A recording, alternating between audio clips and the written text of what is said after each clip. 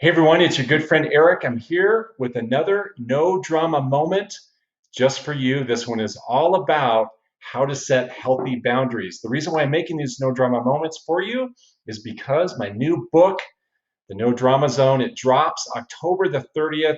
That's when you can get it on Amazon, you can get it in print, you can get it on Kindle. I hope that you get it, and I'm giving you some little snippets from the book and these little no drama moments. This one is all about how to set healthy boundaries. Here's the thing about boundaries. They are beautiful, amazing, wonderful things. So not only do they help you keep dramatic people at bay, they help you to unlock all kinds of freedom in your life. One way to do that, one way to set a healthy boundary is with the word no. The word no is a beautiful word.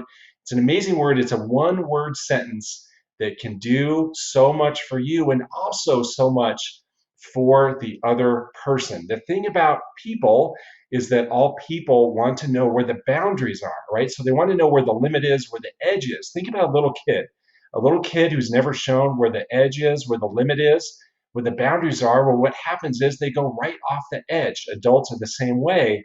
Adults love to know where the edge is. They love to know where the boundaries are.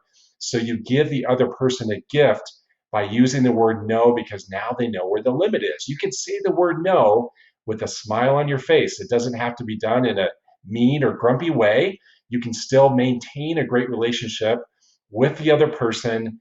Just say the word no with a smile on your face. So here's some examples. A client says to you, will you reduce your fee? No.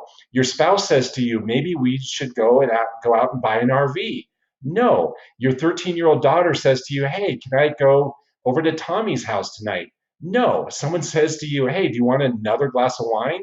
No. Those are all great examples of how to use the word no and how to set boundaries, how to unlock all kinds of freedom in your life. So here's the thing. Have you ever found yourself where you are being passively aggressive? You're in a situation that you wish you would have said no to, so there you are, grumpy, passively aggressive, kind of beating yourself up for not setting the boundary, not setting the limit.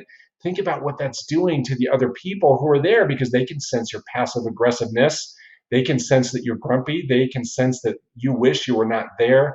You give the other person a gift by setting that limit, setting that boundary. Use the word no, say it with a smile on your face, maintain the relationship, unlock all kinds of freedom in your life, keep those dramatic people at bay.